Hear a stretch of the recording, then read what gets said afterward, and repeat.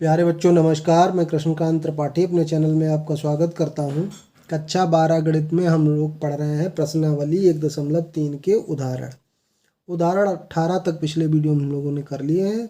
अब देखते हैं 19वां उदाहरण। सिद्ध कीजिए कि यदि f such that a to b तथा g such that b to c आच्छादक है तो ग्राफ a टू c भी आच्छादक है। अब देखो पहले इसको समझ लेते हैं कि 3 समुच्चय हैं। एक समुच्चय ए है, एक समुच्चय बी है और तीसरा समुच्चय सी है। इसमें कोई एक्स अवयव, इसमें वाई मान लेते हैं, इसमें जेड मान लेते हैं। ये सी है, ये एफ के द्वारा जुड़ा हुआ है और ये जी के द्वारा जुड़ा हुआ है।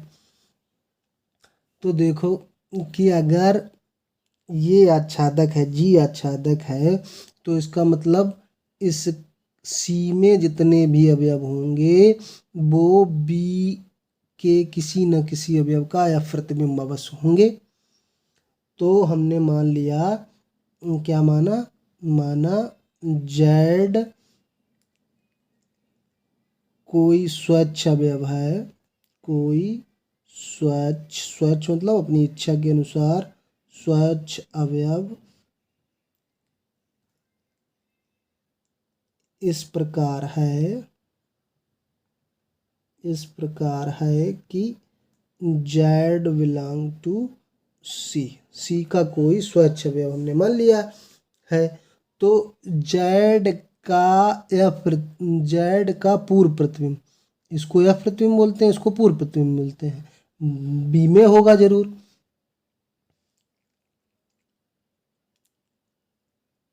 ये हमने मान लिया है।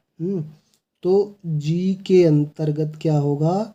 जी के अंतर्गत जेड के एक पूर्व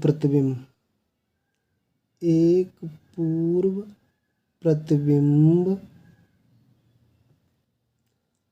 वो मान लेते हैं वाई है, जो किसमें होगा? वी में। वाई बिलोंग वी का अस्तित्व इस प्रकार है कि जी वाई इक्वल टू जेड, मतलब वाई का एफ प्रतिबिंब जेड होगा। अब वाई जो है वो बी में भी जो जितने अवयव होंगे वो ए के किसी न किसी अवयव का एफ प्रतिबिंब अवश्य होंगे, तभी तो एफ आच्छादक होगा। तो इसी प्रकार हम लोग लिखेंगे, इसी प्रकार y बिलोंग टू बी के लिए ए में एक अवयव x का अस्तित्व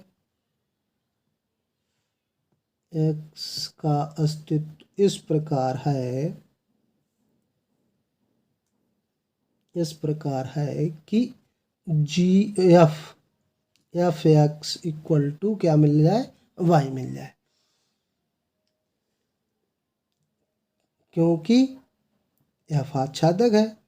ये तो पहले ही से दिया गया हमें सवाल में, एफ आच्छादक है, यानी कि ए के सभी अवयवों का एफ प्रतिबिंब बी में होगा और बी का अवयव कोई छूटा नहीं होगा।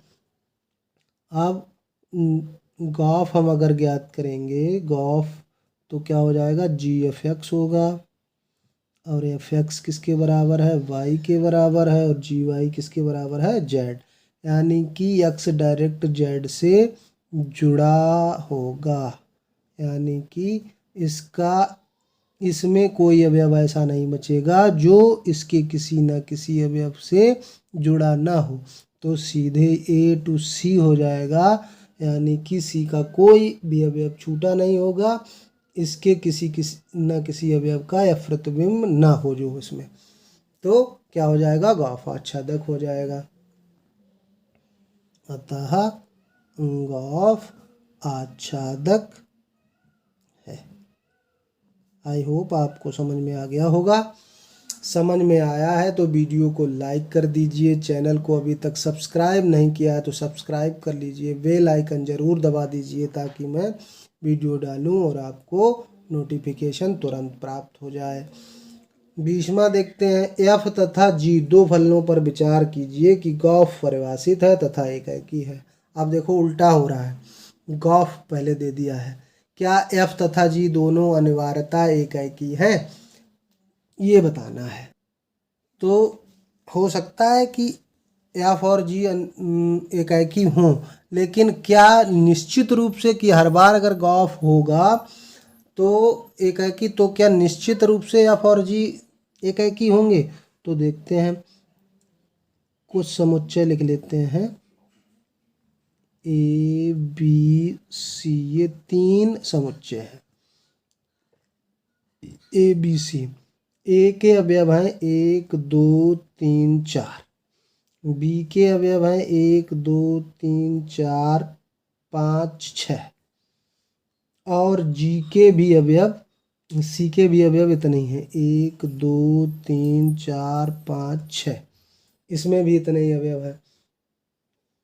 और अगर हम परिभाषा ये दे दें कि 1 1 से जुड़ा हुआ है, 2 2 से जुड़ा हुआ है, 3 3 से जुड़ा हुआ है, 4 4 से जुड़ा हुआ है।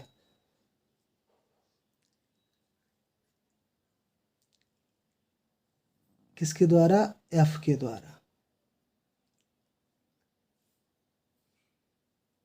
और एक इसमें ये भी लिख दें कि G5 बराबर G6 दोनों का या प्रतिबिंब कितना है? 5 है।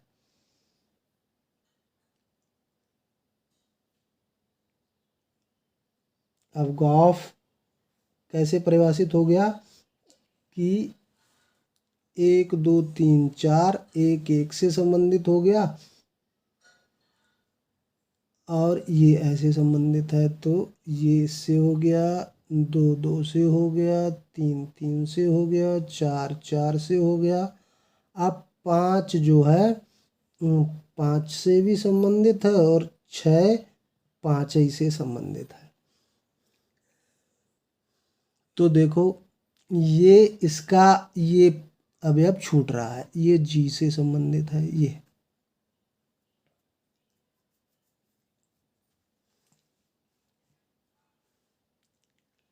ये क्या है? ये 6 अवयव छूट गया।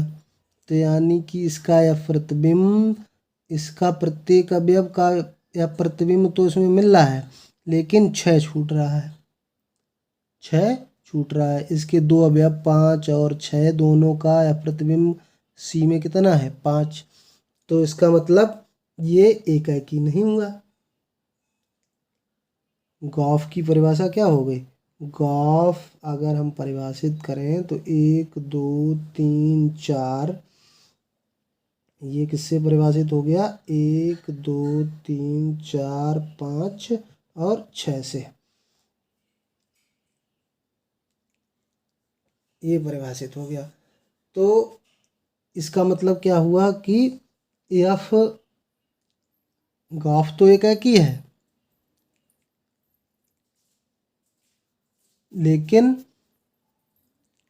ये डायरेक्ट अगर इससे जोड़ो तो इसका प्रत्येक अवयव, देखो इसका इससे जोड़े हैं अगर, तो क्या हो जाएगा? 1 1 से जुड़ा है, इधर 1 1 हो गया, 2 2 से जुड़ा, 2 1 1 अवयव 1 से जुड़ा हुआ, इसका एक अवयव इसके एक अवयव से जुड़ा हुआ है।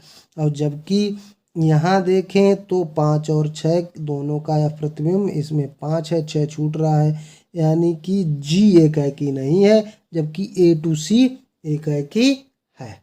तो इसका मतलब क्या हुआ कि जी एकाकी नहीं है, जी एकाकी नहीं है। समझ में आया आपके कि इसमें 1 2 3 4 अवयव ले लिए, इसमें 1 2 3 4 5 6 ले लिए, इसमें भी 1 2 3 4 5 6 ले लिए, और ये बता दिया कि 5 और 6 का या प्रतिबिंब 5 ही है सी में। तो इसका 6 अवयव छूट रहा है, जबकि इसमें देखो 1 इसका प्रत्येक एक अवयव सी के एक ही अवयव से जुड़ा हुआ है। एकाकी में हमको ये तो देखना नहीं होता कि कोई छूट रहा है कि नहीं छूट रहा है, लेकिन इसमें देखना होता है कि इसके दो अवयवों का यह प्रतिबिंब 5 ही है। तो ये एकाकी यहाँ से एकाकी नहीं है जी वाला, जबकि ए टू सी देखेंगे तो एकाकी है। तो इससे क्या हुआ कि पहले हमने सिद्ध किया था कि अगर एफ और जी एकाकी है तो गॉफ एकाकी होगा, एफ और जी आच्छादक है तो गॉफ अनिवार्यता आच्छादक होगा, लेकिन व्युत्क्रम बिल्कुल सही नहीं है। यानी कि गॉफ अगर एफ और जी गॉफ एकाकी है तो ये नहीं कह सकते कि एफ और जी दोनों ही एकाकी है। 21वां सवाल देखिए, उदाहरण, यदि गॉफ आच्छादक है तो क्या एफ तथा जी दोनों अनिवार्यता आच्छादक है? फिर भाई उल्टा है। 19वां का उल्टा, फिर ऐसे ही 3 कोई समुच्चय मान लेते हैं। मान लिया ए है, दूसरा बी है और तीसरा सी है। आच्छादक में क्या देखना है? किसी का कोई अवयव छूटे ना। अब मान लेते हैं कि इसमें 1 2 3 4 लिखा हुआ है और बी के 1 2 3 4 से ही संबंधित है, 1 2 3 4 से ही संबंधित है, और जी का 1 2 3 4 इसके 1 2 3 से संबंधित है। अब हमने परिभाषा इस प्रकार से दे दी कि F1 बराबर 1 है, F2 बराबर 2 है, F3 और F4 का F प्रतिबिंब कितना है? 3। मतलब 1 1 से जुड़ा हुआ है, 2 2 से जुड़ा हुआ है, 3 और 4 दोनों का F प्रतिबिंब बी में क्या मिल रहा है?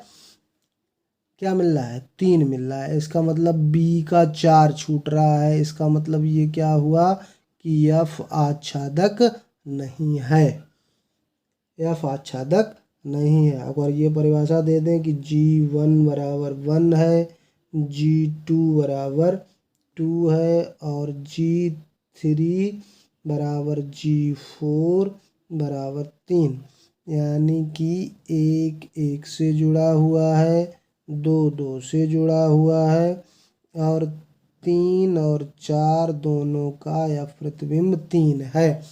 तो सी का कोई भी अवयव नहीं छूट रहा है, यानी कि जी तो आच्छादक है लेकिन एफ आच्छादक नहीं है। क्यों नहीं आच्छादक है? क्योंकि सिर्फ इन दोनों पर विचार करें तो बी का एक अवयव 4 छूट रहा है जो किसी एक किसी अवयव का एफ प्रतिबिंब नहीं है। तो यहाँ देखो गॉफ तो आच्छादक है, यहाँ से प्रत्येक अवयव से ले रहे हैं तो इसमें उसका एफ प्रतिबिंब ए टू सी तो जुड़ रहा है, ए टू सी जुड़ रहा है। गॉफ ये आच्छादक है कि यहाँ से यहाँ तक इसका सभी अवयवों का एफ प्रतिबिंब 1 2 3 का पूर्व प्रतिबिंब ए में है, लेकिन कोई अवयव नहीं छूट रहा है। लेकिन यहाँ अगर देखेंगे तो ये छूट रहा है, यानी कि एफ आच्छादक नहीं है। तो गॉफ आच्छादक होने पर ये हो सकता है कि एफ आच्छादक नहीं हो सकता है। इसलिए अनिवार्यता ये बात नहीं है कि अगर गॉफ आच्छादक हो तो एफ और जी दोनों आच्छादक हों। जी आच्छादक हो सकता है लेकिन एफ आच्छादक नहीं हो सकता है। ऐसे ही अगर एकाकी हो तो जी एफ एकाकी हो सकता है, जी एकाकी नहीं हो सकता, ये भी है।